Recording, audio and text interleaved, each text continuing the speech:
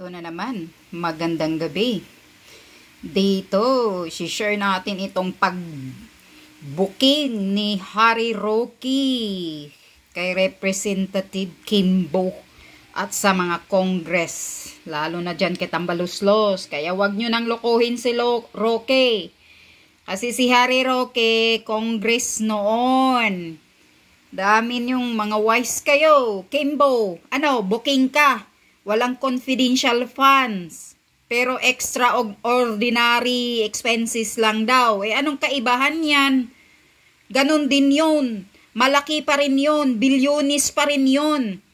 Whereas kung tinutulong yun sa taong bayan, marami nang matutulungan yan. Kimbo, naintindihan mo ba?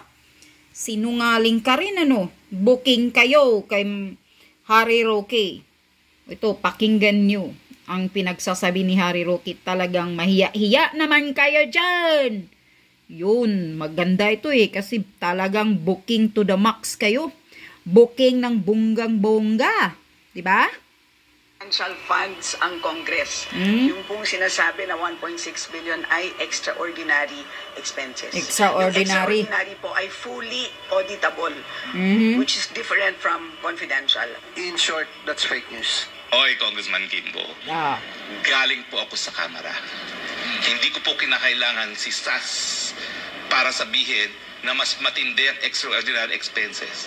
Kasi sa katunayan po, lahat ng tinatanggap nating pera dyan sa Kamara, wala na pong liquidation. Hindi lang po extraordinary expenses. Magpakatuto kayo dyan. Nung ako po ay kongresista, 2 taon naman ako nakaupo dyan, wala pong liquidation ang mga budget na natatanggap ng mga kongresista. Pinipirmahan lang natin ng certification. Mas matindi pa po ang proseso at ang patakaran dyan sa Kamara. Naging kongresista po ako, pinirmahan ko yung mga certification na yan. Nung bago ako, sa totoo lang po, ang dami nag-a-apply, yung mga dating staff na mga nawala ng kongresista.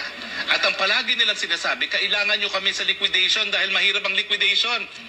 Mula po nung 17th Congress, tinanggal na po yung liquidation. Certification na lang. Yan ang extraordinary expenses ninyo. Confidential and extraordinary expenses. Lahat ng natatanggap ng congressman. Magkano yan? Nung panahon ko po, kasama ang sweldo, 700,000 a month. Wow. Kasama na lahat yan. Grabe. Supplies, travel. Pero actually, may mga itemized lang yan. Ang katotohanan yan, binibigay ang bumbuo cash. Pipirmahan mo lang ang certification na ginastos mo yan. Wala nang kinakailangan pa. Wala nang liquidation.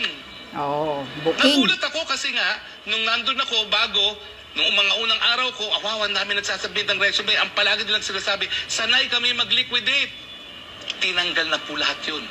Mula nung 17th Congress. Lahat po ngayon, confidential fund, lahat yan, miscellaneous expenses sa Kamara. Magpakatuto kayo dyan dahil ako'y galing dyan, pwede ba?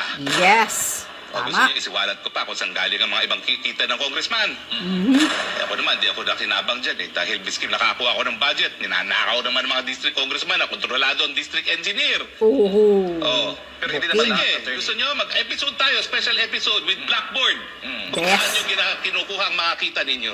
Kung bakit nagpapakamatay kayo maging chairman ng commission ng Committee on Appropriations. Sige, siwalat natin kung magkano ang proyekto ng mga speaker at magkano ang mga kinikita nyo sa kada piso na ginagastos para sa infra. Gusto nyo? Personal knowledge yan. Hindi ako gaya ni SAS na nagtatanong. Karanasan ko. Nakita ko personal. Itigil ang kasinungalingan. Ang katotohanan, tinatarget nyo si BP Sara dahil siya'y banta sa 2028. No other way of explaining it. Mahiya kayo. Dahil bakit si BP Sara lang ang tinarget nyo? Hindi mga sarili ninyo. Diba?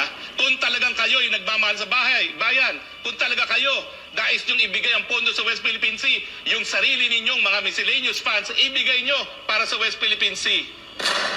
Tama. Huwag yung sasabihin, you are on the right side of history, tatanggalin nyo isang opisina lang ng Vice President, pero yung sa inyo, tatago nyo pa rin.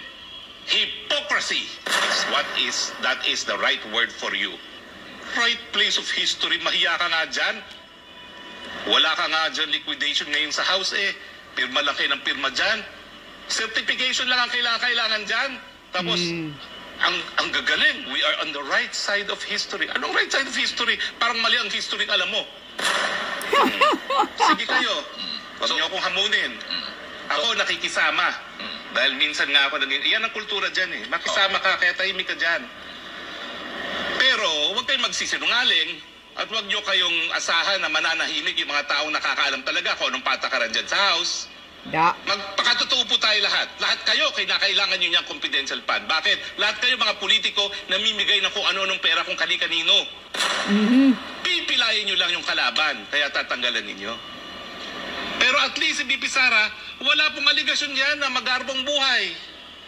Ang bahay niya sa Maynila, inupahan.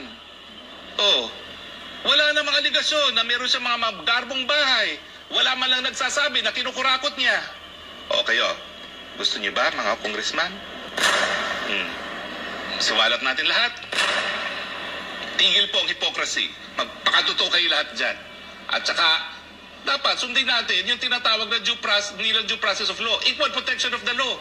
Kung tatanggalin ang confidential funds dahil kinakailangan doon sa West Philippine Sea, lahat tanggalin. Huwag mag-single out ng isang opisyalis lamang. Dahil pag nag-single out, obvious na mumuliti ka. Tama.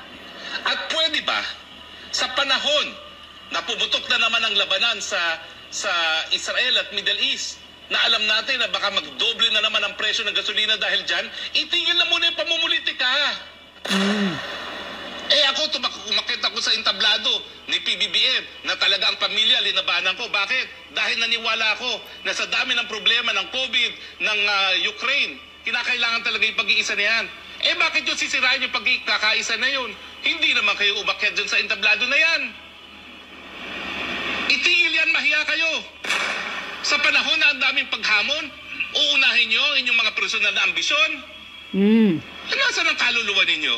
Meanwhile, pwedeng magdoble na naman ang presyo ng gasolina. Uunahin nyo yung, ina-divert nyo yung issue dahil wala kayong magawa sa pagtaas ng mga presyo ng bilihin. Pupuruhan nyo yung kalaban nyo sa 2028. Mahiya kayo! Tama.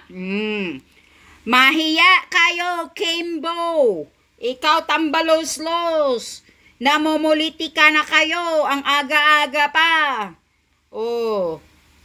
Kahit anong pagsisira nyo kay Sara Duterte, hindi nyo pa rin kayang sirain ang pagtingin ng taong bayan kung ano ang mga Duterte. Kayo dyan mga sinungaling, mga mukhang pera. Yan, booking kayo kay Harry Roque. Yan, magpakatotoo kayo, mga sinungaling kayo sa Congress. Yun, mga mukhang pera. Tablado kayo kay Harry Roque. Huwag kayong magsinungaling dahil si Harry Roque galing dyan. Congress dyan siya noon. Nasa Congress siya noon.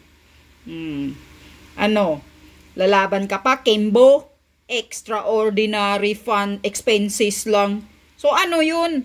Pira pa rin yan ng taong bayan na winaldas ninyo, kinakamkam ninyo. Maraming naghihirap na mga Pilipino. Mga lintik kayo, walang hiya kayo. Kapal ng mukha mo, Kimbo. Mga ambisyuso kayo